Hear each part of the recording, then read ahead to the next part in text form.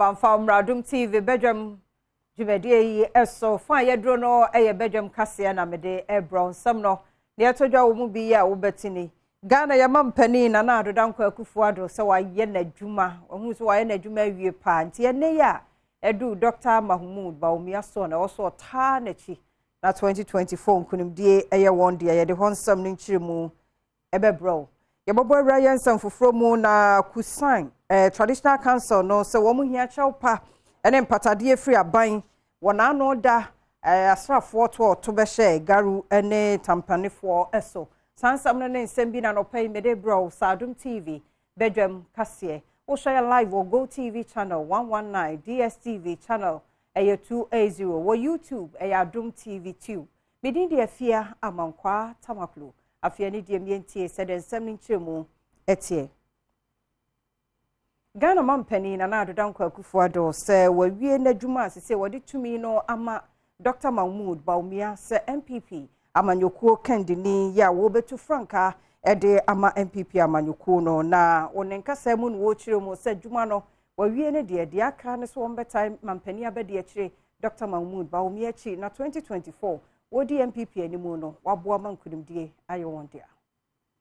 I am passing on the flag bearer position of our party to a new leader.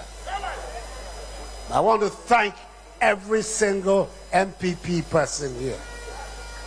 Now, for the last 16 years, 2007, 2010, 2014, 2020.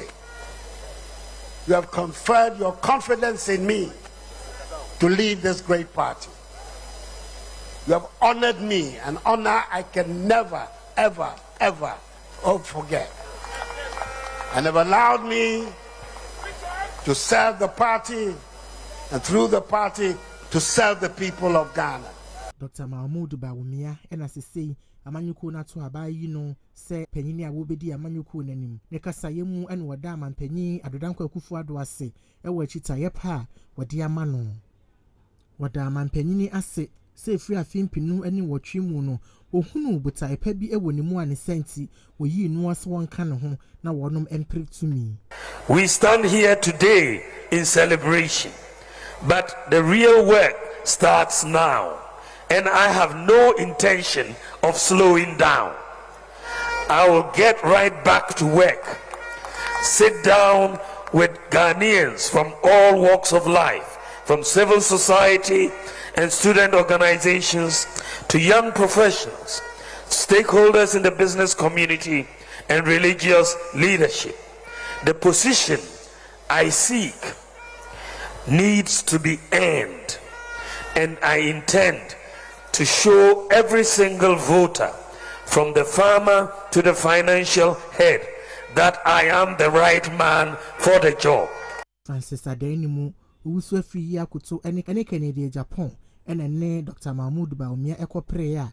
One mudie went to me and Kunim. One Makasa Yemuno was shabo, said one betai Dr. Mahmoud Baumia Echi, said the Beya. One munina, it to me aye Jumaden. I want to urge all members of the party, let us bury our differences. Let us pursue peace and unity amongst ourselves. It is better that we stay in government than to go out of government. That having worked with the Vice President on all the major institutions of the government for 6 years, that he will lead us to victory come next year, 2024. Yeah! And let's get together as one in unity so we can defeat the NDC come 7 December 2024. And let's unite this party. With unity, I believe we can break the 8. And that is all I've been preaching for. So I congratulate the elections committee, the police department, electoral commission, and the party members for the commitment you've shown for peace. And I want to assure you, in 2024, the showdown is being translated to NDC. I am passing on. Mayentoa Adom TV, Kasiano so na ye mongra nsam fofromo. Na traditional council ya wo mo wo kusan. Wapa East Mantam no mo se won mo ehia chawpa ne mpatade free military fo no ho wona no da se won betugu wade hye subi ebro.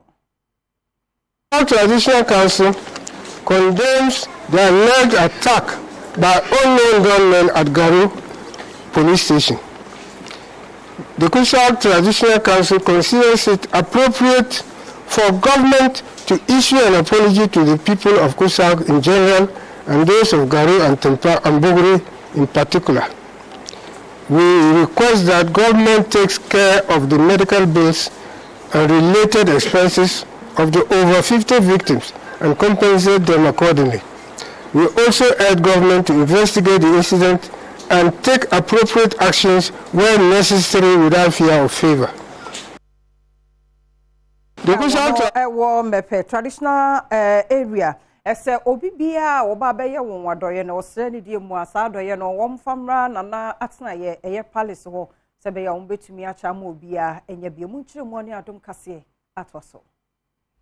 If the whole thing were to be coordinated, everything will be sent to this house, all the chiefs will come together and then we will then share it proportionately or equally. But some donors come here, they don't come to the former chief's house, and they give it to some sub chiefs. They also think that they have authority to do it, and they also distribute. The most important thing is that whether they are distributing or not, we are distributing, it should be distributed to those who are affected. Yes. The victims, that is what we are concerned about, but not to run in some individuals' hands and they use as commercial activities and make money. Right, Tina and Ponsa, so for Penina, with Church of Christ, the Water Credit Central, no, when you are money bunny and come to Chemu and what did you just say? Science said, or Peso or Buamanfua, won't watch a woman tea, and answer for no Ekan who boom, what this Sanya may a bay or no adoye. Yes, I mean, say, and no man, you'll be a baby, Mamma, Achiche, Kaka, the be kind. The person you know who say, the SCA in our Onankopon in you one my, and you never tire, and so do how at the bomb so, no be a mere, no boom, or how we know, at the moment who share Oname, that you be crying, no matter who say, Oname, Oname, Papa. Send your man to your air do, and you do, if the Mutu and Amasua, or to me up wow, I'm an SCA. Sikai Diano, in our Onankopon demo, and Unti and the other Baba channel. And the other say, one month I say, how are 2 women. Onyame enimdi a oma akwan e ma we esiye memom atrocity biara eto onipa no ese say a lead to repentance na a lead to say obehwe onyankopon so we no saa bia e de na benya ketua papa bi e de ama Ghana ni dehye bia na ni da kwan se de bia ono so befrema mpani e wo man Ghana mu ni din ne party din the New Vision Movement owura Kofi Kranten enso aka adofo ayi adoye wo mepe ana se wona nsu ayira se wona ema no omoso akoho bi akwakoye adoye Adom kase etwaso. Are you telling me that the government now all of a sudden, President Akufo-Addo, Muhammad, everybody comes here, oh, we're going to give you mattresses, we're going to give you... Why didn't you fix the problem in the first place? Tobe, I am asking you to hold them responsible. Why did they not take care of this problem when they were in Parliament? Did they not know? If you don't know, you employ somebody who is prudent, who is wise to tell you that this problem will happen again. So it's about time that you let your people know. Don't be favorites to NDC and say, oh, we are from the Volta, so we are, NDC friendly. Don't be NDC friendly. You know who you're friends with? The person who respects you and takes care of you so you don't destroy your property, you don't destroy your life and start it all over again. There are people who have been displaced who will never recover from this. No amount of water can bring them back. No amount of all the gifts that we've given you will take. We should have done this before. So we're here to tell you we feel your pain. But then we cannot allow this to happen every day. They come, they beg. adrobafo bi ya wo mo race course kuma se ene fin emene won mo pa na so de bi e ba wo mo bagigi wo mu sika nti sika na ye de wo srempanifo se fin ya emene won o race course na ye de wo makɔhye no wo mra ma ye bibi emfama wo Ashenkafo a eye adwuma efri race course ekɔ manso nkwantare ne nkwado e de ato adom kase anim se omo ahonidi a ewo baabia omo ye adwuma no enso ani kura na ensan so emwa won apomden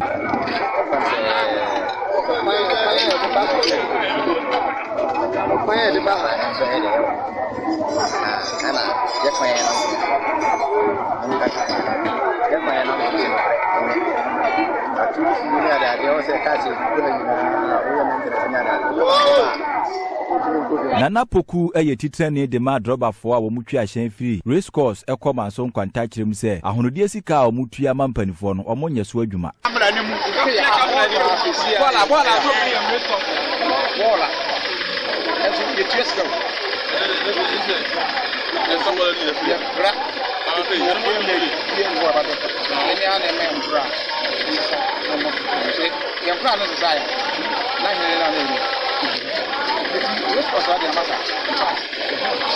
Amansan chiame kwadwobi mreku amanebo asante mantem MPP achitafo na futuo no kokobo akode ama wo mo sen kabo mo pe en wo mo empre no so ebetimi aboa ma ko bi edi wani mo no watimi ayeso nkunim difo Adom TV etwaso eye MPP fo say SH bi nyante ase say ye nyina ye party baako ena ye sikan enti ni awedi kan bia wo mo no ese wo mo nyina ye den echa nachi na onom eboa ema oman no mo kanko ene hia enye party no se ene hia ana se me menya nti betimi mitu etua metime ho ana me kofa wi makwa ye bibi dabi nti yanso kra so ayedi akire no so yanka hu se omo kra ya kan difo no se won ewie kra na eyi na omo ka omo bom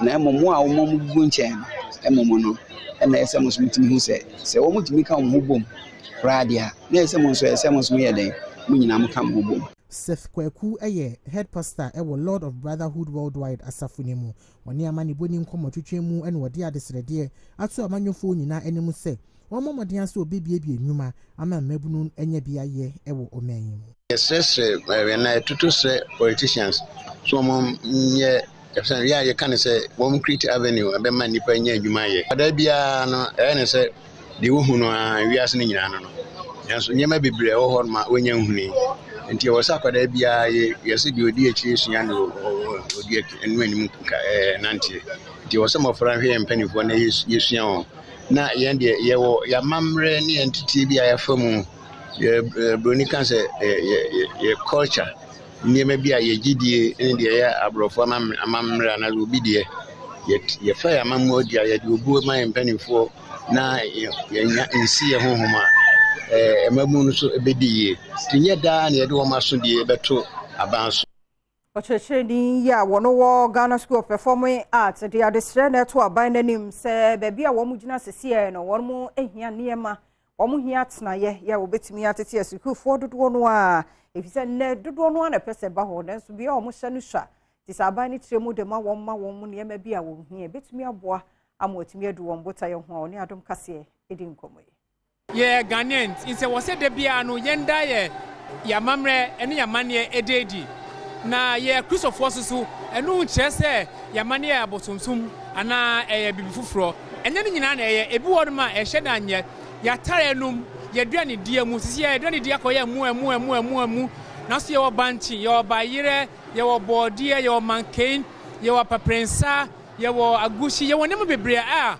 je dia maya pumdi amanmre na yefsia wo honum na yesi obi amfa ne bankum enkyere le kura ana bibi ofri nta wo se yefa ye nifa na enkyere no oba school of performing arts na inkano na enrollment na low se sia de enrollment na high ama ye facilities no crapo ye ntimi we contain students intino consciousness no ana awareness no e wo ho enrollment ba so Reverend Echampon yi Adom Boache esofu panyini a woda asafu ya no sayemu ene wode to manfo nyina anim se ebra so sasafo ahoduo nyina no ebeji amamre atumu esan se amamre enye abosomsom. Enye everything about our culture na demonic. And to say be ya enchiriman so omo enim yenko anything about our culture no. At least ye be faso e de akyerɛkyerɛ omo. E say tia say sorry ye educational institution. And the assortment mom na say kyerɛ ye ma ene nchirima ya mamre ene ya bobre ene yen suban a wa asase so a ene de awurade de ahye yen sase emra me ye no ese etimi fa asɔre so ne de kyerɛkyerɛ ye ma o yen de am sampo no mampani ba be ka say eat Ghana, wear Ghana, and Ghana everything e yade a ye dada enti yen yete ase yete ya mamrase yete yen culture ase esan say ya sorry ICGC no efiri Ghana ha yemfa mfia brochire ne bai efiri ha enti bibia efa ya mamre ho no ye da na di esan se Nyankopon botaye ode man sofu pani Dr. Otabio no ene se ye bekyerɛkyerɛ amansan ene yen mantemo Nyankopon ensusia. 2024 parliamentary candidate was Sutifi South MPP dimu wa hafumantemu ye ya Ousu Brempong na wo delegate na baso pa wono kwaridie ni asumdue ye koso wo presidential prime minister na wo hwe wie ye intem ekoso Bema party mano if say obia anye basabasa ewo ha a police for be aduonum 50 ena ye den e ba say in case BBC a ma hwe kwa na bebre no po aye den adeda enye omonfo so because aha abato no ko boko a ye nya even incident bia e den wo ha akinye bia e den amma ho. This is 100% free and fair election in the Sutifi South.